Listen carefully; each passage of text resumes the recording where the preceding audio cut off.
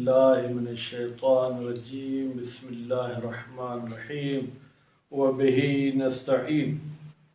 अल्हम्दुलिल्लाह, हमारी गुफ्तगू इस्लामी मौज़ूआत के हवाले से थी और एक ऐसे मौजू को मैंने इंतखाब किया जिसको अवामुन्नास में बहुत ही कम बयान किया जाता है।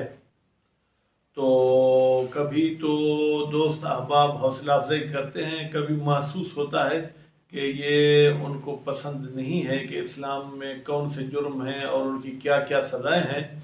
तो बहरहाल आप सब से मेरी गुजारिश यही है कि इन मौज़ूआत को आप सुने, मेरे चैनल को सब्सक्राइब करें।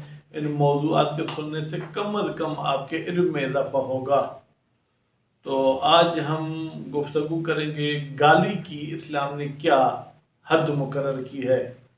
हमारे यहाँ तो गाली देना गोया कि ये एक प्यार की निशानी है। भाई हम तो गहरे दोस्त हैं, हम तो एक माँ बहन को भी एक दूसरे को गाली देते रहते हैं। तो गाली किसे कहते हैं और गाली की हद क्या है और उस गाली की फिर सज़ा किस पर जारी होगी। गाली कहें, फुहश कहें, तो आम तौर पर हमारे उर्दू में तो मेरे ख्याल में गाली का ही लफ्ज़ इस्तेमाल किया जाता है। मसलन किसी की माँ को गाली देना, किसी की बहन को गाली देना, या आम तौर पर बहरहाल लोग अपनी बीवी को गाली देते हैं। बहुत ही कम लोग हैं जो जनाब बीवी को गाली न देते हों। बीवी को गाली देना या मसलन जो है क्या है, किसी को हरामज़ादा कहना या किसी को इस किस्म के अल्फाज कहना, ये गाली होती है। फिर कुछ ऐसे अल्फाज हैं जो इस्तेमाल अरबी में होते हैं लेकिन वो बहुत ही दुश्वार हैं। मसलन दयूस हो तुम। अब दयूस कौन है? जो अपने बीवी के पास नामहरमों को ले जाता है, या कोई ऐसा लफ्ज़ है जो अपने बहनों के पास किसी को ले जाता है। कोई बंदा अपनी बेटियों के पास अजनबियों को ले जाता है ताकि वो इसके बेटियों की इज्जत लूटें।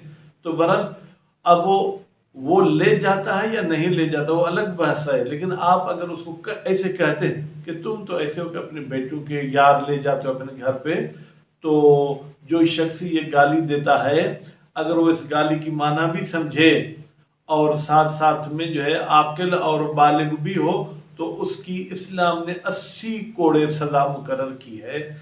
80 कोड़े उसको मारे जाएंगे।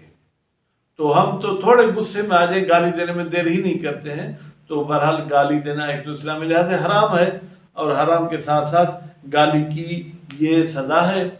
अगर किसी शख्स ने गाली दी और उसको एक मरतबा सज़ा मिली, फिर दूसरी मरतबा गाली दी उसको सज़ा मिली, फिर तीसरी मरतबा गाली दी उसको सज़ा मिली, चौथी मरतबा अगर गाली देता है तो कहते हैं कि उसको कत्ल किया जाएगा।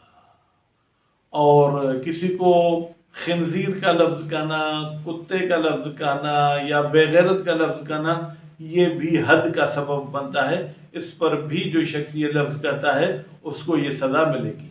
अच्छा, जिसको हम गाली दे रहे हैं अगर वो हमारी ज़बान नहीं समझता, कहते उससे कोई फ़र्क नहीं, आप समझते तो आपको सज़ा मिलेगी, वो समझे या वो न समझे। अच्छा, कोई ऐसा तरीका है कि जिसमें मैंने गाली दी और मुझे सज़ा न मिले? फरमाते जी हाँ, जिसको मैंने गाली दी है वो खुद तस्दीक करता है कि हाँ मुझ में ये ऐब है।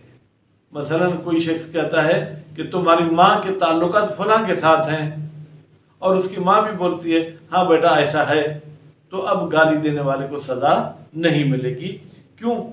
इसलिए कि इस शख्स ने जो है क्या है, तस्दीक की है कि हाँ ये ऐब मुझ में है। अच्छा, फिर फरमाते हैं कि जिसने गाली दी थी और जिसको गाली दी वो बेचारा मर गया, तो ये गाली देने की वजह से जो हद है ये मीरास में जाती है। जिसको गाली दी गई थी उसके वारिसों को हक है कि वो कोर्ट में जाएं, हाकिम शरअ के पास जाएं, कहेंगे इसने हमारी माँ को, हमारे बाप को, हमारी बहन को जो कि मरहूम हो चुके गाली दी थी, लिहाजा इसको सज़ा दी जाए। तो वो सज़ा उसको यकीनन मिल सकती है। अच्छा, फिर फरमाते अगर छोटा बच्चा गाली दे तो कहते छोटे बच्चे पर हद जारी नहीं होगी, क्योंकि हद जारी होने के लिए बालिग होना शर्त है।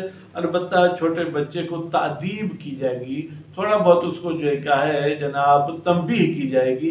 कहते ज़्यादा से ज़्यादा 10 कोड़े तक आप उसको मार सकते हैं, 10 से ज़्यादा नहीं मार सकते। इंशाअल्लाह अगले बहस में, अगली गुफ्तगू में हम ये बयान करेंगे कि अगर कोई शख्स नबी या आइम्मा में से किसी एक की शान में गुस्ताखी करता है गाली की सूरत में, तो उसका क्या हुक्म है। अलबत्ता वो शख्स जो वाजिब काम को तर्क करता है, जो हराम काम को अंजाम देता रहता है, तो कहते हैं उसके लिए इस्लाम ने कुछ तो ऐसे काम हैं हराम है जिनकी सज़ा मुकर्रर है, जिनकी सज़ा मुकर्रर नहीं है। मसलन गीबत करने की सज़ा इस्लाम में मुकर्रर नहीं है, तो उनको हाकिम शरअ ताज़ीर करेगा, यानी हाकिम शरअ जितने मुनासिब कोड़े समझेगा उनको उतने कोड़े मारेगा। कैद में बंद करना समझे तो कैद में बंद करेगा, या मसलन ये है कि हद के अंदर 80 कोड़ा है आखिरी हद, ठीक है, तो उससे कम जो है क्या है उसको वो सज़ा देगा। हत्ता कि बाद कौल के मुताबिक फरमाते हैं कि जो है कम अज़ कम 75 कोड़े है आखिरी हद, उससे कम कोड़े मारे जाएंगे। 70 कोड़े मारे जा सकते हैं जो शख्स वाजिब को तर्क करता है।